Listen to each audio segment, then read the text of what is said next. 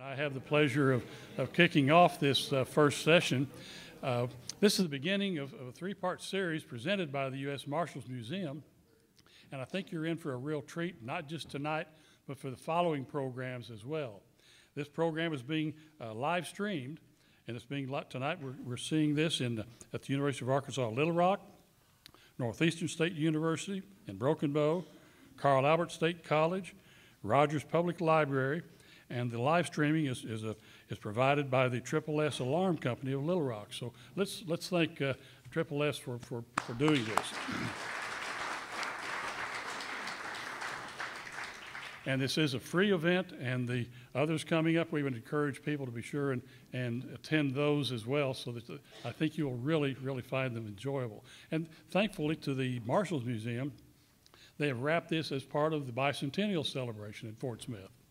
Last Saturday, we had a convention center full of people visiting, enjoying the 5 civilized tribes, and the Cherokee representative told me that was the very first place ever that all 5 tribes have been in the same building at the same time doing the same kind of presentation on their culture and heritage, and they want to do it again.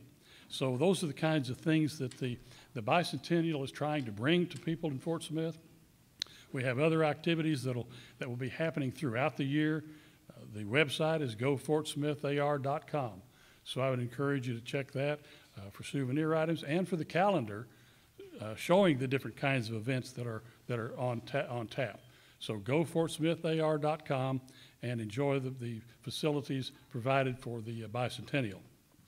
Tonight we have a very special speaker, and kicking off the series of lectures for the U.S. Marshals Museum is Catherine Foreman Gray.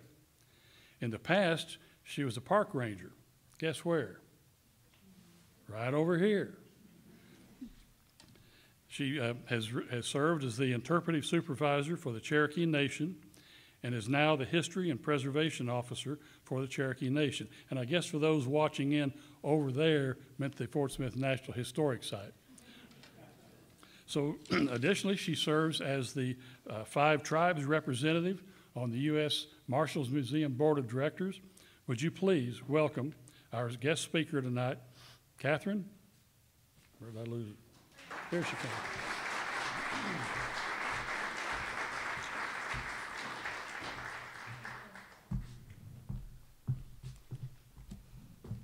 OCO, everyone.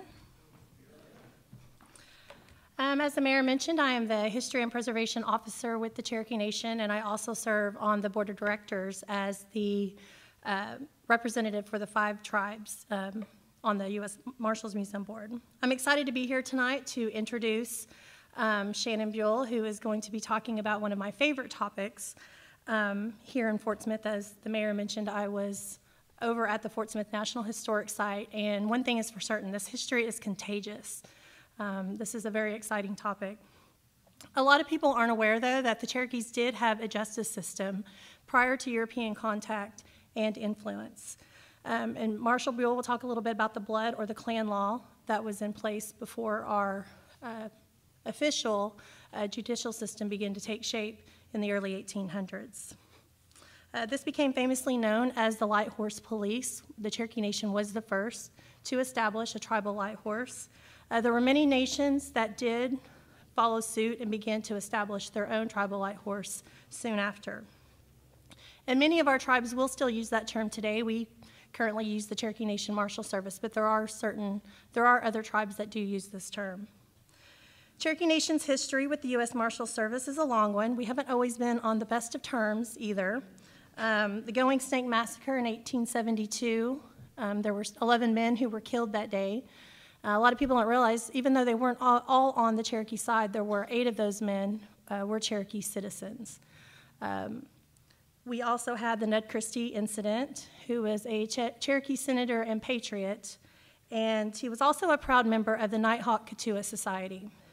He was accused of killing the U.S. Deputy Marshal Dan Maples in 1887. And he would spend the next 5 years trying to clear his name and then also fighting off the marshals who would visit his home. Finally, in 1892, it took a few dozen deputies, dynamite, and a cannon to bring Ned down. Later in 1922, a Cherokee freedman, Dick Humphrey, would come forward to clear Ned's name. But the history books don't always talk about this. This is why educational events like this are important. I'm very grateful to the Us Marshal Museum for inviting the Cherokee Nation here tonight to tell our story, to allow the Cherokee Nation to tell our own story. Marshal Buell has been active with the Cherokee Nation Marshal Service for almost 18 years. He is the second constitutionally appointed Marshal of the Cherokee Nation and currently oversees all law enforcement, emergency management, and security divisions within the tribe's jurisdiction. In addition to serving his tribe, Buell has also served this country and is a veteran with 12 years of service in the U.S. Army and the U.S. Air Force. Everyone, please give a warm welcome to Cherokee Nation Marshal Shannon Buell.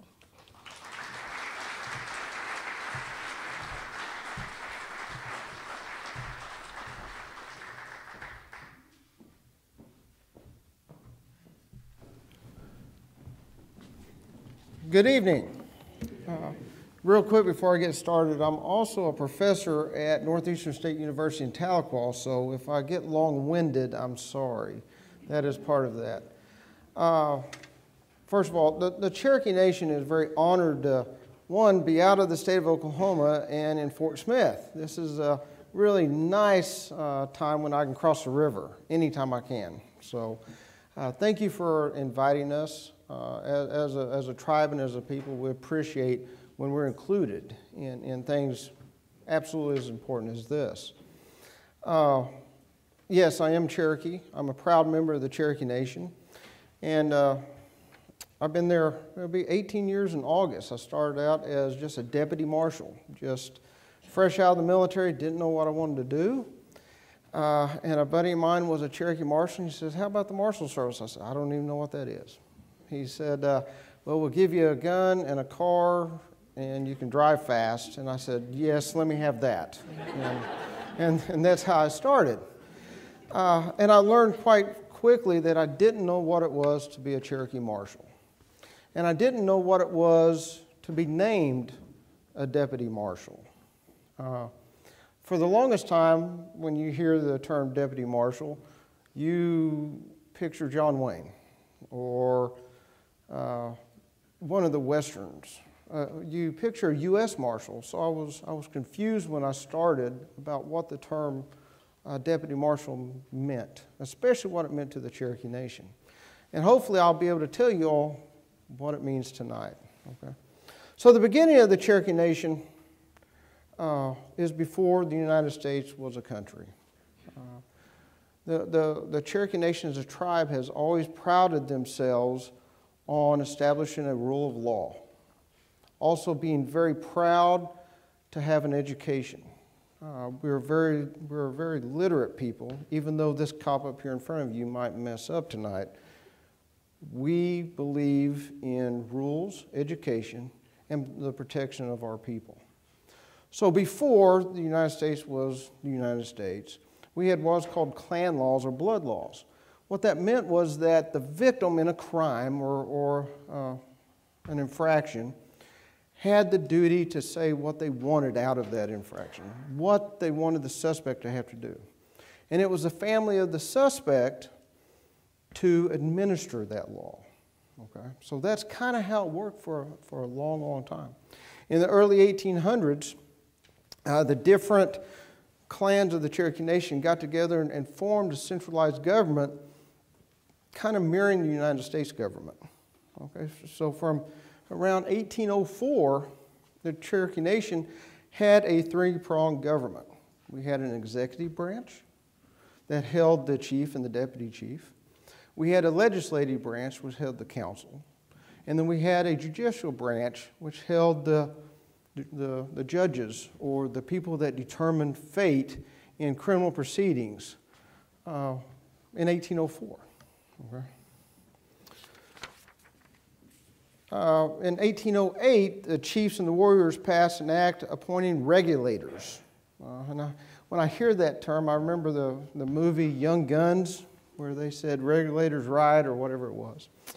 But these regulators were, prior to them being called light horsemen, the regulators went out and their charge or their oath were to protect widows and orphans, to handle any horse thieves or cattle theft, and to put people to death who disagreed with them, which that's a little different use of force than what we can use now in law enforcement. But it was a great power and a great responsibility to be able to do that in the early 1800s. Being a police officer anyway is a great responsibility. There's a writer named Dave Grossman. He wrote a book called On Killing, The Psychological Effects of Killing in Combat. And in that, he talks about the history of the badge and why. This gentleman right here has a jacket with the Us Marshal badge on it, and it's on his left breast pocket. And the reason why, if you see a police officer, you go down to Fort Smith, you see a police officer, you see one of my Cherokee Marshals in uniform, they will have their badge over their left side. And the reason this is because the old knights of old, there was no such thing in Old England as being left or right-handed. So you were always right-handed. If you were born left-handed, sorry, you're right-handed. And the knights would carry the sword or the axe or the spear in the right hand, and on their left hand they would have the shield, and on that shield would be their king or their flag, the house that they served. So fast forward to now, the shield that police officer uses in your community is on their left side to harken back to that shield that old knight carried. And on that badge shows the queen or the house or the lords that officer serves to go out and do good things in that community. Whether that badge says or that shield says Fort Smith or the United States Marshals or the Cherokee Nation Marshals. So it's incredible when you start looking at history of law enforcement, especially history in Indian country law enforcement, how it all ties together. So I spend way too much time looking at that kind of stuff. It's kind of strange. So not long after the regulators were formed, they changed the name to Light Horsemen. And these Light Horsemen were a captain, a lieutenant, and 12 special deputies that rode under the authority of the captain of the light horse. And they became what's the predecessors of the current Cherokee Nation Marshal Service. Like Catherine was saying earlier, other tribes had light horsemen. We were the first, I'm proud to say. But right now, if you go over to Muskogee, the Creek Nation, they're still called light horse. So on their police cars, you'll see the Creek Nation light horse. The Chickasaw, if you see theirs, they're light horsemen. If you see the Choctaws, they're light horsemen. We will tell you why we're not calling ourselves light horsemen anymore in just a little bit. But that's kind of where it went from the regulators up to the light horsemen. In about 1874, if you kind of look at the time frame, that's about a year or so before Judge Parker took over the court in Fort Smith. Well, before that, in the 30s and 40s, 1830s, 1840s, we had the Trail of Tears. If you don't know that, just please come to one of our museums and we can talk on that in depth. A very horrible experience of the Cherokee Nation. But what a lot of people don't know is before we left on the trail, our government appealed that decision all the way to the Supreme Court. So even at its earliest conception of the Cherokee Nation being a three-pronged government, we were fighting for our people. We were fighting for freedom. And we took it to the Supreme Court. The Supreme Court sided with the Cherokee Nation and said, no, Georgia, you can't send the Cherokee Nation away. And President Jackson said, Supreme Court, I appreciate your opinion, but you don't have a standing army. I'm going to move them. And they moved us. So as soon as we got to Oklahoma, which wasn't Oklahoma at the time, it was just Indian territories. As soon as we got there, based around Tahlequah, Oklahoma, the Cherokee Nation started their same form of government they had before the removal. They wanted the executive branch, they wanted the judicial branch, and they wanted the legislative branch. One of the truest definitions of sovereignty of a people is the ability to govern your people and the ability to protect those innocent people within your community or culture. That's the basis of sovereignty. So unlike a lot of police departments around the nation that really don't think about sovereignty as an important issue, they think about jurisdiction, they think about state or city statute.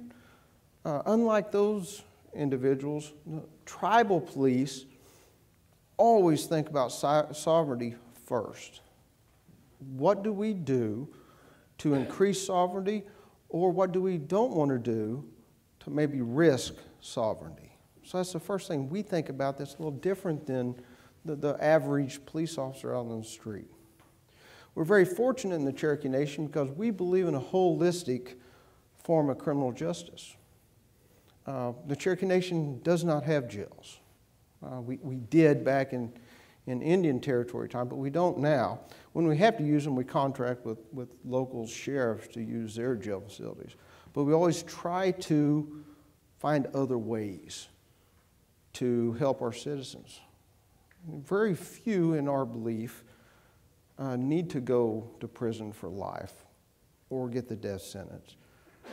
A lot of lower crimes, in our opinion, the community should bond together, like the old blood or Klan laws, and help facilitate that citizen to hopefully become a better one. Now, I say that with a caveat. Some people need to go to jail.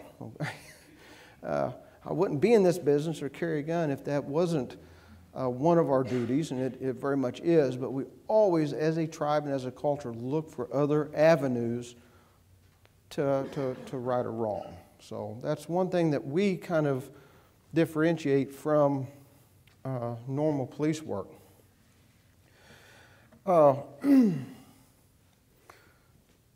I've been told, and I'm not on the board for the Us Marshal Museum, I know a little bit about it. I've been told one of the reasons why it was picked, Fort Smith was a place for the museum, is twofold, I think. One is they lost more U.S. Marshals in the line of duty during Indian Territory time, 1875 to about 1900, here than any other time in history. And that's very sad when we think of policemen and women that die every day on the streets of the world, but to have so many die in such a short time frame is sad beyond belief. It is also sad that not only did the nation lose U.S. Marshals, but we also lost Cherokee Marshals, or what was then Cherokee Light Horse. We have 13 Cherokee Marshals on the Federal Memorial Wall that's been killed in the line of duty, 12 of which were killed at the time frame of Judge Parker's court. So 12 of our marshals has passed due to Indian Territory and the stuff that was going on at the time. That's why we decided to go back to the term marshal. It was never in our history. We could have been called regulators. It would look funny on the badge, but we could have been called regulators. We could have been called light horsemen. There are several things that we could have been called, but we decided on marshal, mainly to harken back to that cooperative partnership that we had with the U.S. Marshals right before statehood. And the fact that my tribal members died right alongside the U.S. Marshals in Indian country is very important. And it's also very important in the history of my agency. If you go into my agency, you will see pictures just like this one here. This is Fort Gibson. This is a payday at Fort Gibson. These are some of the U.S. Marshals and Cherokee Light Horse. You'll see these blown up all around my office. So the history of my agency is very important to every deputy marshal that start. We have a Indian Territory Prison Museum in Tahlequah. And in that museum, if you have a chance to go to it, it's a fantastic museum. Please don't look at the little monitor and you first go in the room because it has me. And I'm very nervous on it and I sound very bad. I mean, I don't even like watching it. But don't watch that, but look at the other stuff, because it talks about my history. It talks about law enforcement in Indian country. And it's important to us anyway. So, 1907 was kind of a bad year in Indian country with the 5 civilized tribes. Congress asked a question. They said, can Native American tribes govern their own people? They never answered that question. But the Cherokee Nation and a lot of tribes took it as we cannot. So around 1907, it was taken, law enforcement and the tribal courts was taken away from the Cherokee Nation, and it was ran by Indian police located in Muskogee, Oklahoma. They covered the 5 civilized tribes. It was Cherokee Nation, Chickasaw Nation, Osage, Creek, and Choctaw. And they kind of ran the law enforcement. So the Choctaw Light Horse went away in 1907. The Cherokee Nation Light Horse went away. All those agencies went away. And that stayed dormant until the mid-70s, and the Cherokee Nation started a security department that was deputized under the Cherokee County Sheriff's Office to kind of do security around the complex, the W.W. Keeler complex. That went up until 1986. 1986 was kind of a banner year, I guess, that you'd call it, for the Cherokee Nation. We had a ball field, it still is a ball field, called Greasy Ball Field over in Adair County, and it was Indian country. Now, what Indian country is land held in restriction for the sole use of Indians, for tribal entities, okay? So it's not the land that you stand on in Oklahoma. If it is Indian country, it is not the state of Oklahoma, okay? Now, the map for my jurisdiction covers this entire chunk of land right here. 9,000 square miles is what my primary jurisdiction is. If you look at the map of Oklahoma, city of Tulsa, you go north up 75 Highway to Kansas. At the Kansas border, you take a right. And you go to Missouri border, and you take another right, and you come right down here across the river from Fort Smith. You take another right, you go 40 to the Muskogee Turnpike, go up Muskogee Turnpike through Muskogee and back to Tulsa. That chunk of land is what we cover. 14 counties, 9,000 square miles. I tell you, at my staffing levels right now, I have 33 sworn marshals, to include me.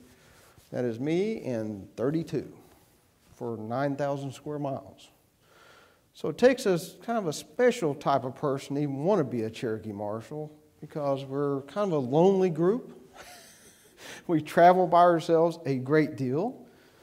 I hate to say it, but you have to really like guns, because you have a lot of them on you when you go places, because you don't have backup. It's not like Fort Smith PD that they get in a fight with a suspect and they can call on the radio and say help, and they can have a backup 20 seconds, 30 seconds, minute at tops. I've ran cold for 3.5 hours to get to a marshal that needed help. That's a long time to drive with your lights going and a siren going, trying to get to help a friend. So it's a different mentality that we do at the Marshal Service than most law enforcement. So, Greasy Ballpark, Adair County, there's a Native American. He's intoxicated, and he's causing hate and discontent at the ball field. People at the ball field called the Cherokee Nation, said, hey, we need help with this guy. At the time, the Cherokee Nation did not have a law enforcement entity. Didn't exist, 1986. They called Adair County Sheriff's Office. Adair County Sheriff sent a deputy down to investigate. This deputy is Bill Jack McLemore. And he attempted to arrest Ronnie Ross. Mr. Ross was very intoxicated and resisted the Adair County deputy, and the Adair County deputy shot Mr. Ross in the leg and then took him to jail in Stillwell, Oklahoma. Goes to trial. Mr. Ross gets an attorney and sues, and it goes all the way to the 10th Circuit in Denver, Colorado. And the 10th Circuit in 1989 came down and said, Adair County, you have no jurisdiction on Greasy Ball Field. For that matter, any restricted Indian land in the state of Oklahoma on an Indian. So what that meant is, if I'm Indian and I'm a suspect on Indian country, the state of Oklahoma can't touch me. It's not the state of Oklahoma. So when this got handed down in 1989, the Cherokee Nation, in its infinite wisdom, said, oh, we messed up in 1907. We've had this all along. And very quickly, under Wilma Mankiller, decided to reform the law enforcement entity, write the criminal codes, and revamp the judicial system for the Cherokee Nation. At the time, she picked members of her team to look at it and see how to do it. And there was discussions at that time, 1989, about what to call this new law enforcement entity. It makes it a strange paradigm when, if you look at the history of law enforcement in Oklahoma, the Cherokee Nation was the first law enforcement entity in the state of Oklahoma. We were active law enforcement before it was a state. But now we're going to be one of the newest law enforcement entities in the state of Oklahoma. So I always tease the director of OSBI because they always like to say they're the first law enforcement entity in the state of Oklahoma, and they were a state law enforcement agency. But I always like to poke fun at him because we were the first. But now we have this new entity in 1989 with the Ross v. Neff decision out of the 10th Circuit, and they didn't know what to call this new entity. They looked around, they seen what was going on, they seen, yeah, we could call them regulators, we could call them light horsemen, and someone came up with the idea to honor that relationship between the Cherokee Nation and the U.S. Marshals under Judge Parker, and those lives that were lost that are still on the Federal Memorial Wall because of that agreement and because of that bond of brotherhood that they had back at the turn of statehood. So those discussions led to the forming of the modern-day Cherokee Nation Marshal Service. Now, a lot of people poke fun at us because they say, you're trying to be a U.S. Marshal. No, we're not. Never would we assume that we're U.S. Marshals. We're very proud of the words Cherokee Nation Marshal Service. We're very proud of the badge that we hold. The badges, quite frankly, are one of the only badges left in existence that's solid silver. It's kind of cool. It's not pop metal. So it's kind of a badge of honor that you get when you become a Cherokee Nation Marshal. And it becomes a lifestyle. It's not just a job. Wilma Mankiller, there's been books written about Wilma. Good, bad, or indifferent. I'm from Tulsa, Oklahoma. That's where I was born and raised before I went in the Army. I can tell you I was in a lower middle class household, but I learned one thing from my father. It's to do a job. If a man pays you to do it, you do it. You don't make excuses. What you do becomes your life. Very honorable man. To this day, if he tells me it's raining outside, I don't have to question him. Very humble man.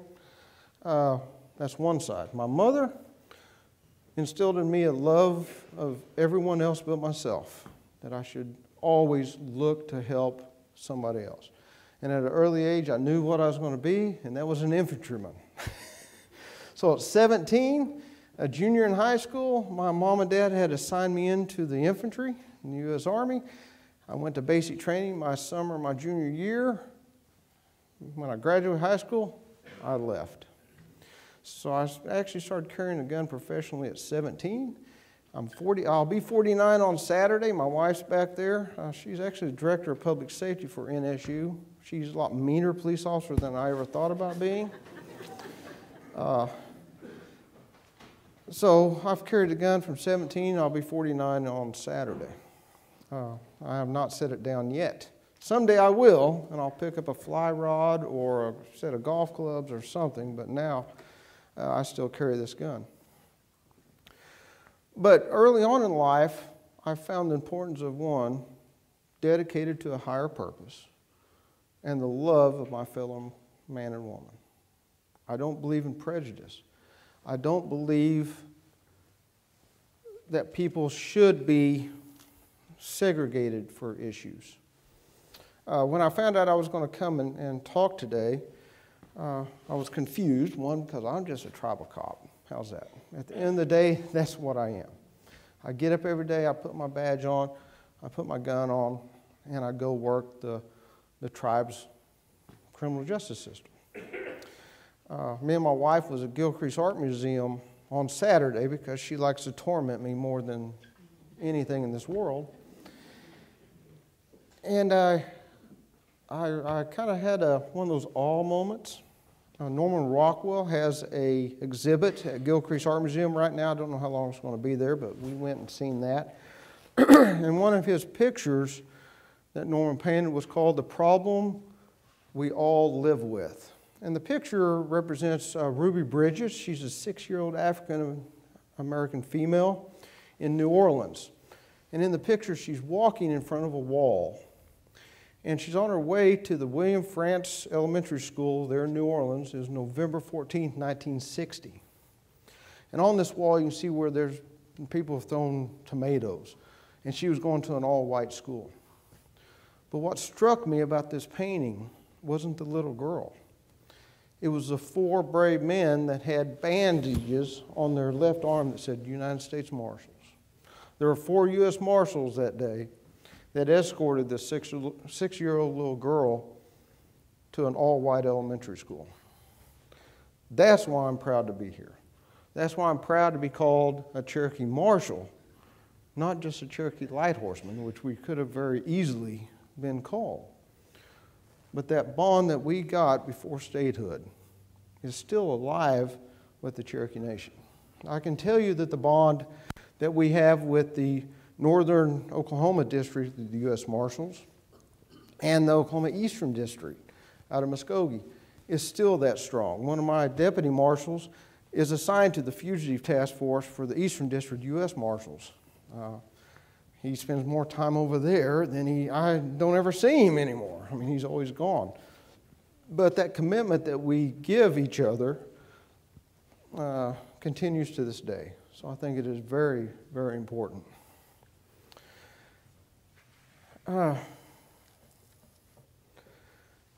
Cross-deputization. So the Cherokee Nation Marshal Service, once it was the modern day one, 1989, I was actually in the military. I wasn't even around.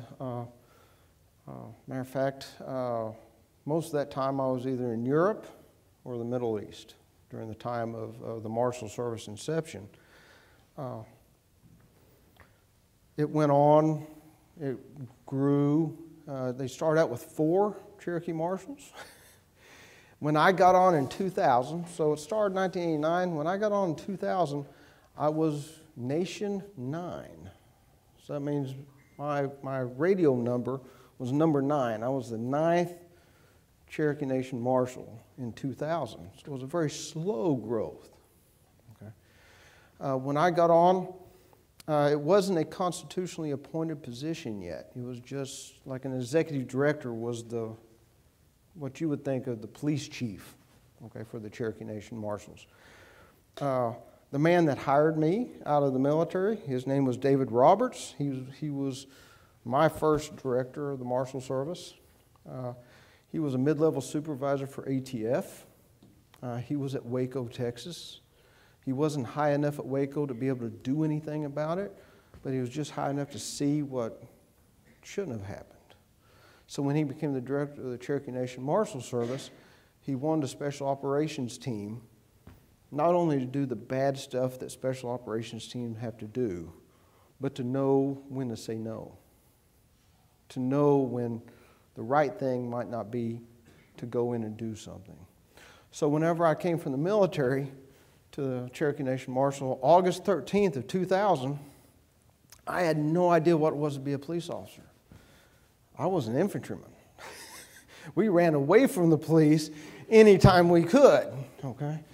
I knew enough about the police to know that I probably didn't want to be one because they had to run a lot of speeding tickets and people just didn't care for them. And I was right on one side of it.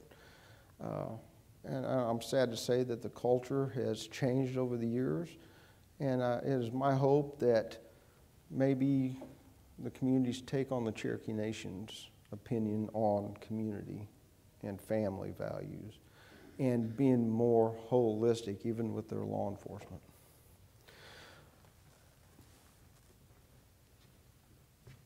So, start out very small. Like I said, when I got on in 2000, there was only 9 of us, and it rapidly increased under Dave Roberts. Rapidly increased. We went from 9 marshals to approximately 30 marshals in the course of about 6 months. Dave Roberts hired in guys in special operations in the military and was very proactive on building a special operations team at the Cherokee Nation. So one of the first things I was handed to me when I became a deputy marshal was a sniper rifle, my gun, my pistol, and my car. And the car was the worst of all 3 because it was this old car that they had spray painted a different color, like at Mako Body Repair, because it was gray and now it's kind of this off-white, but part of it was still gray. You kind of know those type of police cars, and it looked like it had been through a hurricane. So that was my first experience as a deputy marshal. I can tell you that in the 90s, I was in Marseille, France, running missions into Bosnia during the Bosnian crisis. And I go down the hotel that we're staying in Marseille, and on the front page of the Marseille Times, it said Cherokee Revolt. And it was during the constitutional crisis. And on the cover of this magazine was a Cherokee marshal by the name of Frankie Dreadfulwater in a fight on the courthouse square for the Constitution of the Cherokee Nation. And I looked at that and I went, oh goodness. And I left it at that. Fast forward to 2000, I walk in and my FTO, the field training officer, the one that teaches you how to be a cop, is Frankie Dreadfulwater. And that was my first experience with law enforcement, was this man that I seen in a paper years ago that I kind of chuckled at. And now he's teaching me what it is to be Cherokee, I have to say it, and also what it means to be a Cherokee Nation Marshal. And he's still a Marshal to this day. He's one of the 2 longest running Marshals that we have. We're kind of like the U.S. Marshals in the way that you have the Marshal, okay? And then you have deputy marshals. Everybody else are deputy. Now, we also have sergeants and lieutenants and captains, but everybody except for myself is called a deputy marshal. So I was a deputy marshal.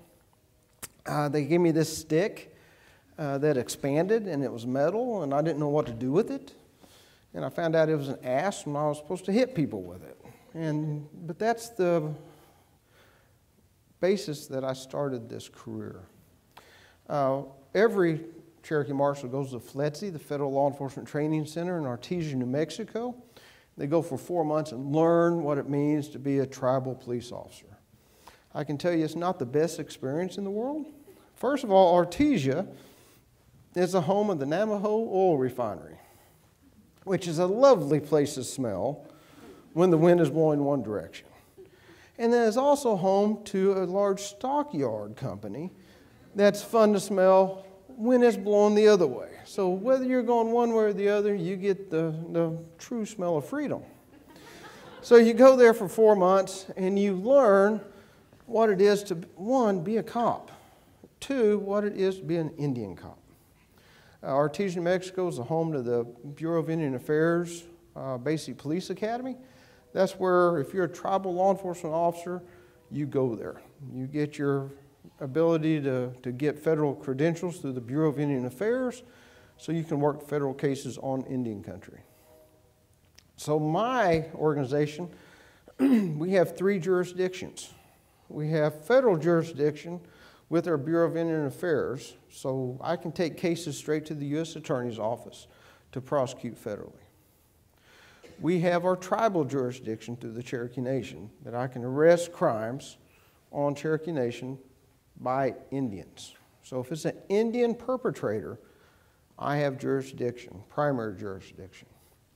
If it is a non-Indian perpetrator on Indian country, that is state jurisdiction. So the state has primary jurisdiction if it is a non-Indian on Indian country. Now, a caveat to that is if it crosses what we consider a border of protection. What that means is long before the U.S. was the U.S. and an island country owned us, I don't know if that's politically correct, but an island country owned us at some juncture. Native Americans and colonists really didn't get along. Okay, it's not like the TV shows you see at Thanksgiving. Okay, I would like it to be, but they did not really get along with one another. Okay, so the British government came in and was this blocking force between the colonies and the Native American population, this line of protection. Okay, that was there as long as Britain was in control of us. Well, at some juncture, there was some argument over some tea or something. I'm not sure. I'm a cop, so I don't know the whole history of it. I think I slept through history in high school. But we got irritated and we kicked them out. How's that? That's the short version of what happened. So when we kicked them out, there was no line of protection anymore. So the U.S. government, in its infancy, had to step in and be that line of protection. Okay? So even to today, the federal government still holds that line of protection in Indian country. So if it's a Native American versus a Native American, so a Native American suspect and a Native American victim, it is Indians. It's my jurisdiction. Everybody kind of understand? That's kind of easy way to talk about it. If it is Native American versus non-Native American, it is my jurisdiction because the suspect is Native American, but it's also federal jurisdiction because of that line of protection between colonials and Native Americans. Okay? If it is a colonial or a non-Indian versus an Indian, then it is state jurisdiction and federal jurisdiction. So there's that federal thing. So the Cherokee Nation has federal jurisdiction, we have tribal jurisdiction, and then we also hold state jurisdiction with 58 cross-deputization agreements. What that is, a government-to-government agreement that, let's take Tahlequah for an example. With this cross-step, Tahlequah can come on to Indian country and arrest Indians. Now they have to prosecute them through the tribal court. And my officers can be in downtown Tahlequah and arrest anyone. And we prosecute it through Tahlequah or Cherokee County.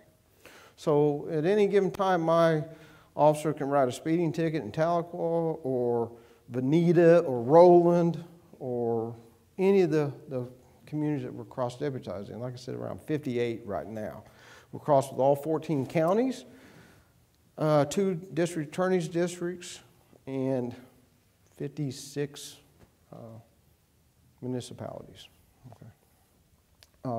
So we hold those 3 jurisdictions. So it gets confusing what we need to do at times because you got to know which hat you put on. Within our agency, we have a patrol division.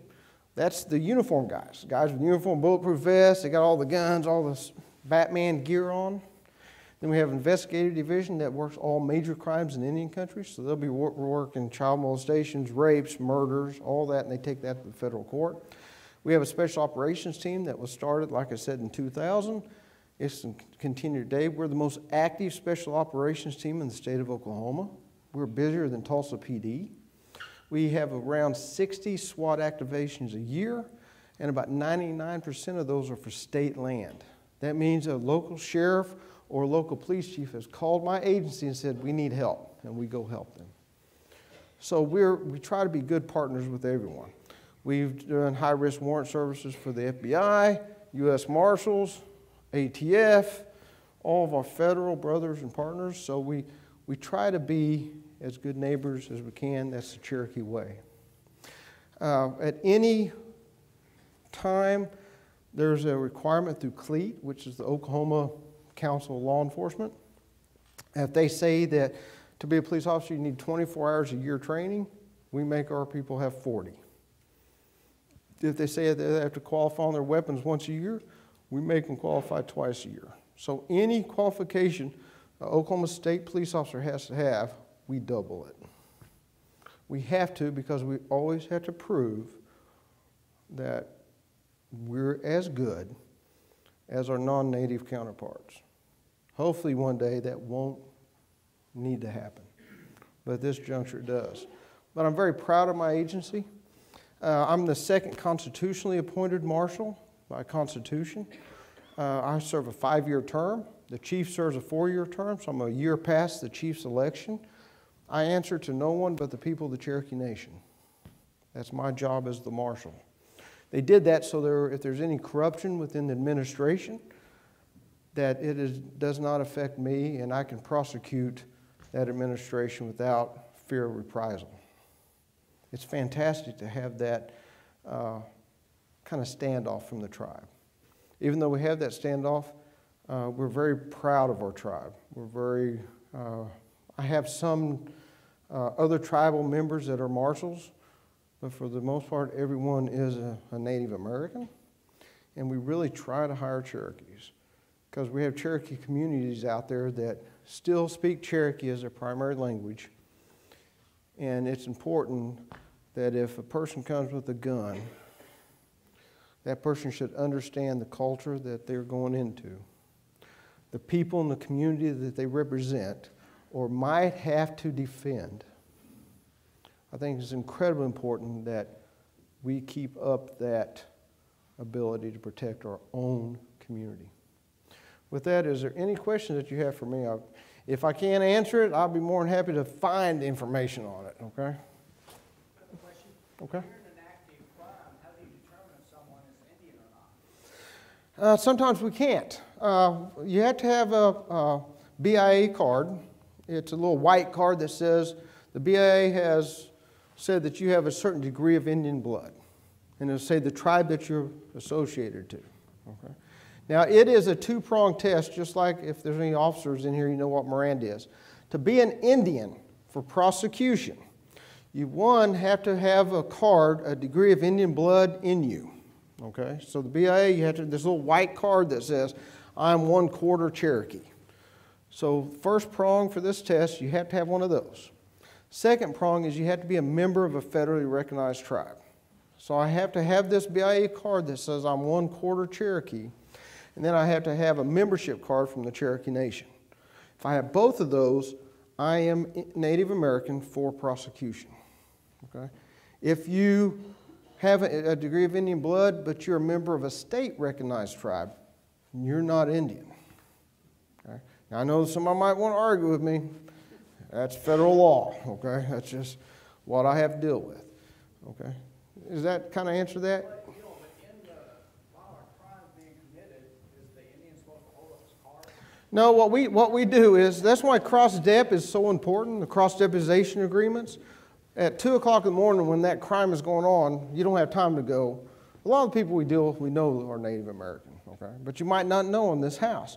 It allows us to stop the crime, and then we start doing registrations back after we fix the problem. So this person's fixed in jail, and then we go on the back side to see, is this person Native American? Yes. We send them through Cherokee court, or is this person non-native? We send them through whatever jurisdiction we're in. Does that make sense? Okay. The question I had has to do with the court. What is the structure, pardon my ignorance, No, that's right. what is the court structure that you are dealing with when you bring something, is there a Okay. jury? Okay, that's a fantastic question. We model it off the U.S. courts. So we have district courts, which would be like the U.S. District Court in Fort Smith. So we have the district court, then we have the Supreme Court, which is the appellate court. So we'll have district judges that handle crimes, and then that can be brought up to the Supreme Court for appeal. So you don't have to as an Indian tribe, but we have adopted the U.S. Bill of Rights. So if you have a First Amendment protection in Tahlequah, you have that same First Amendment protection in Indian country for the Cherokee Nation. If you get free counsel, you get free counsel in the Cherokee Nation. So we have modeled our form of government off the U.S. government. So if you can kind of look at the Bill of Rights, it's going to be the same over here. Does that make sense to you? Okay. Any other questions? Oh. I'm just curious about, after the removal act was passed, Yes. some Cherokees stayed on the East Coast, Yes. some were removed, Yes. and the same thing happened with the Choctaws. Why? That's not a question I can answer. At the end of the day, I'm a cop. I would say it probably had to do with economics. I mean, I don't know. I wish I could know. We had different routes that we took. So it wasn't just today and then we're done. It was a multi-stage thing that they did. So I can't answer that. There is. Yeah, there's the Eastern Band of Cherokees, okay? The Cherokee Nation is in Oklahoma. The Eastern Band of Cherokees in Georgia, North South Carolina, they're the Cherokees that didn't go on the trail, okay? They're considered the Eastern Band. Does that kind of make sense? Okay. Yes, sir. Yeah, kind of along the same lines as that question, is there Cherokee land that you have jurisdiction over that's outside of Oklahoma? No, none at all. Yeah. Now, the Eastern Band has their own police department, and they're actually called Light Horsemen. I think it's just because they don't have that connection with the U.S. Marshals that we had at the turn of statehood. But they have their own Indian country there that the Eastern Band has charge of. We don't have jurisdiction there. Now, we do. They have a big celebration every year, and sometimes they'll ask our marshals to go, and we will send a couple to go help them. One of the things with our BIA commissions is I had my special operations team in New Orleans during Katrina. They were down there about 5 weeks in New Orleans. I had them at Joplin. They were there 6 weeks working in Joplin. Here recently, I had 2 teams in Houston and a team in Florida for the hurricanes there. So we have a very broad span. There was a school shooting at Red Lake, Minnesota. I had 3 of my special operations team guys up there for almost a month. So the BIA will call us and say, hey, can you go to North Dakota for a month? And if we have the manning that we can send them, we'll send them. So does that kind of, you know? Okay. Anything else? No? Mr. Buell, I want to compliment you on your qualities of observation. When you very first began your speech, you mentioned the gentleman that had a badge over their left chest. I would like the 2 characters tucked over here in the corner to stand up and identify themselves and tell you why they're wearing that badge over their left breast. Well, I know why one of them is, but... This is Marshal Ken McFerrin. He was with the Arkansas State Police for most of his career in law enforcement. And then, after he retired, he became the Chief of Police in Ozark. And then he was named the U.S. Marshal for the Western District of Arkansas. And so he's been around a long time. And I tell people, as many times I get asked, whose idea was it? It was Marshal McFerrin's idea to have Fort Smith at least bid to be the location of the U.S. Marshal Museum. Now, I say it was his idea. One day I was sitting in his office while he was still there and I had been appointed. And he told me that there was a move on to create a U.S. Marshals Museum and that I, as the incoming marshal, might be interested in that because he didn't have enough time left in the service to make it happen. So he handed the baton to me and we went from there. And my name is Dick O'Connell. I was the most recent past U.S. Marshal for the Western District of Arkansas. I was with the FBI for 31 years, most of that in Fayetteville, and I got to know Ken during that period of time. And then I retired from the FBI, went into private business for a few years, and then I was appointed U.S. Marshal by President Bush. And now, Marshal, if I may. Yes. Would you please tell the audience about the conversation we had just before the program began? That was about you speaking to your friend, a deputy U.S. Marshal in Atlanta. One of my oldest friends, his name's Alec Bostic. He was a SOG commander for the U.S. Marshals in L.A. for many years. Transferred to Dallas, transferred to Houston, and he ended his career in Atlanta. So this is a U.S. Marshal that probably had never stepped foot in Fort Smith. Probably never stepped foot in Fort Smith. And when I first heard about the Marshal Museum being placed in Fort Smith, quite frankly, I was very excited. I figured it would be in D.C. somewhere, to be honest with you. So I called Alec on the phone. I said, hey, did you hear about the Marshal Museum moving to, going to be put in Fort Smith? And he said, yeah, I've heard. I said, what do you think? You know, this is a SOG commander and a U.S. Marshal's Marshal. How's that? I mean, that's just, when I think of U.S. Marshal, I see this big guy that can barely fit through this door that would go after the baddest of the bad. And he goes, that's exactly where it should be, is in Fort Smith. Now, this is a man that has no ties to Fort Smith, a man that I don't know has ever stepped foot here, but knows the history of his agency and the importance of that small span of time where his fellow brothers were killed in the line of duty, and he recognized it. This is just a deputy U.S. Marshal that served his nation, served his country, and is now retired. So he's a little ahead of me. Someday I'll retire too. But so I think it's right for you all to have this here. I think that it is right in every sense of the imagination. Real quick before I get off the stage, on right, there's been a lot of things in the media here of late. I can tell you one of the organizations that we work very, very, very closely with, and I have since 2000, is the FBI. There's been a lot of talk in the media about their issues. I can tell you that every agent that I've ever dealt with loves his or her job, is professional beyond reproach, and works tirelessly in their community to make sure it's protected. Absolutely. I was never in the FBI. They don't pay me a dime to say it. I promise you. There are other agencies I would not stand up here and say that to. If you know a local FBI agent, you ought to thank them. I think they need that right now. They're good people. So, anything else? No? All right. Thank you very much.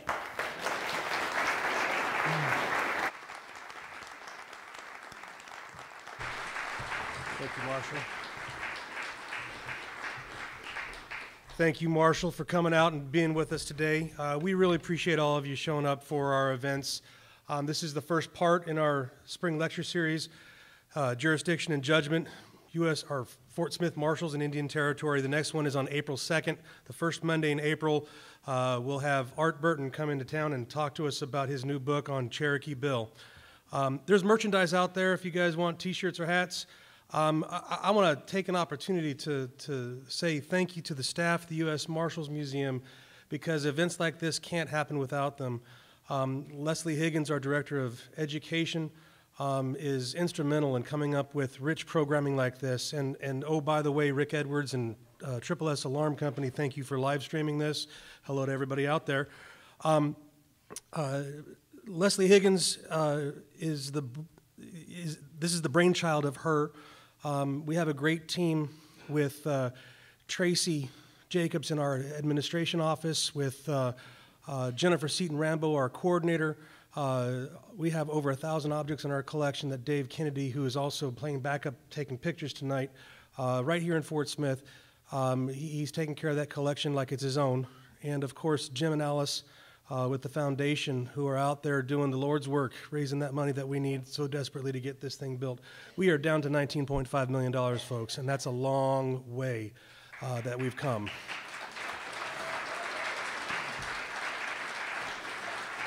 I also want to call out Meredith Baldwin. She's our events and marketing manager. She's the one that made all the T's cross and the I's dot for tonight's event, so please make sure you take time to thank her. And anybody that I've missed, this is such an amazing team that we have. Thank you again very much. April 2nd, Cherokee Bill, merchandise out front. Thank you again. Have a great night.